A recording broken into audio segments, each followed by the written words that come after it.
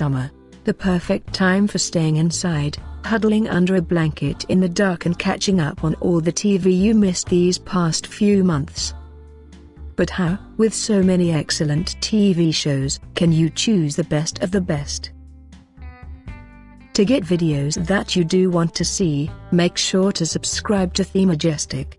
And click the grey bell to join our notification squad while you're at it. Crazy Ex-Girlfriend. The second half of Season 2 of the CW's musical hit found Rebecca Bunch finally getting what she thought she always wanted, and then finding out, of course, that may not be what she wanted after all. Creating a musical is an accomplishment.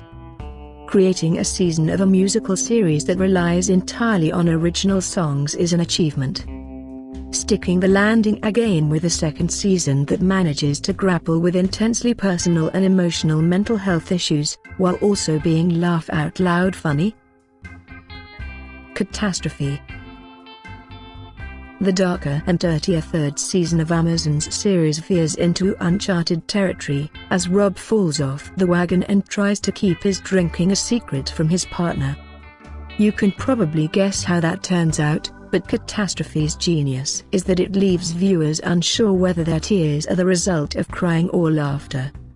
Rob Delaney and Sharon Horgan continue to amaze with their portrayal of two strangers who are suddenly thrust into what's become the most realistic relationship on TV.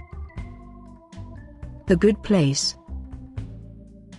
NBC's Afterlife comedy would have already secured its Good Place on a best of list without the final 4 Season 1 episodes, which broadcast in 2017. But those final 4 episodes proved that even if nobody's perfect, The Good Place got damnably close.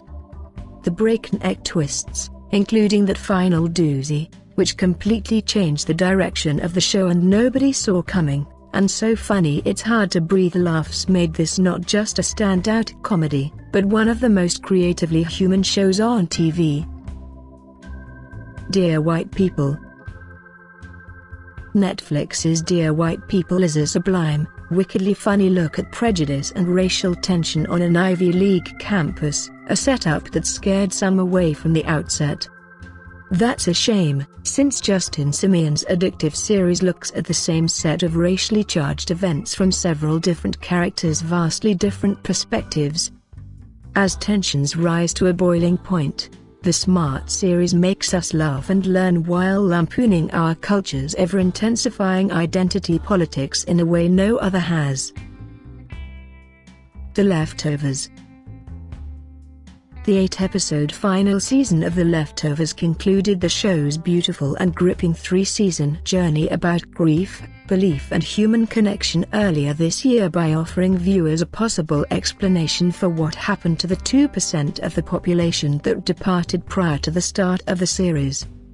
Populated with stunning showcases for actors Justin Theroux, Carrie Coon, Scott Glenn, Amy Brenneman and Christopher Eccleston, the 3rd season was a masterpiece that will be remembered for its haunting beauty, Mimi Leder's excellent direction, and for blessing the world with more jokes about Theroux's penis than we probably ever deserved. Master of None. Should Master of None get that not yet confirmed Season 3, Aziz Ansari really should drop the nun from this groundbreaking show's title for something more fitting like storytelling. Netflix's thoroughly modern rumination on everything from dating apps to religion, from coming out to heartbreak up the ante this season, taking big creative risks that pay off. Full of surprising turns in structure, format and style, Master of None is more than one of the year's best. It's a true disruptor that hints at what the future of TV might look like. Feud, Bette and Joan. A show about a legendary rivalry between two iconic Hollywood queens automatically made Feud a must-watch. In Ryan Murphy's always unpredictable hands, we got an intoxicating, high-wire mix of camp and melancholy. Led by sterling turns from Susan Sarandon and Jessica Lange, Feud was proudly about the entrenched ageism and sexism in showbiz.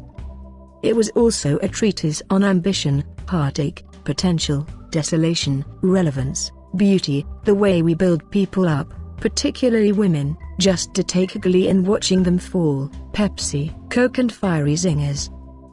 But perhaps most poignantly and relatable, it was a rumination on mortality, the sunsetting and life's regrets. We all have a few. Better Call Saul. Better Call Saul was already one of the best shows on television when the third season cranked the tension to 11 and delivered the show's best season to date. Long gestating storylines came together, personal and professional relationships fell apart, and characters came unraveled as the introduction of future drug kingpin Gus Fring, Giancarlo Esposito, propelled the series into the dangerous territory of Breaking Bad, and the further deterioration of Jimmy's, Bob Odenkirk, relationship with Chuck, Michael McKean, pushed the show's complex leading man into taking his first steps toward becoming the shallow and slippery Saul Goodman.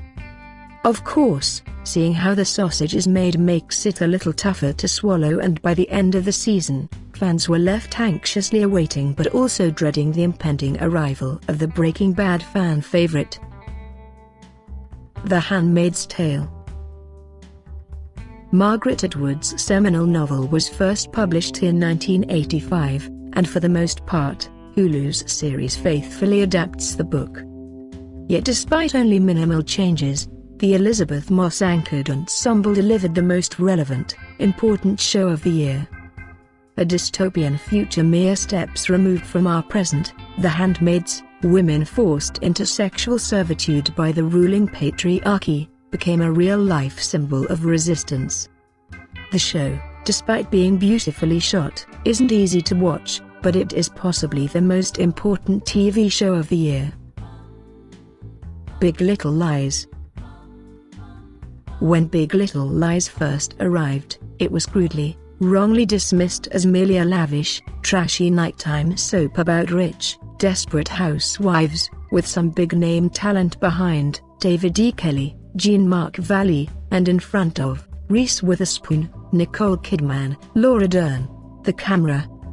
But the adaptation of Liane Moriarty's bestseller not only leaned into its pulpiness and excess privilege, free-flowing wine, real estate porn, a last-minute frozen-on-ice trip to ruin your nemesis' child's birthday party.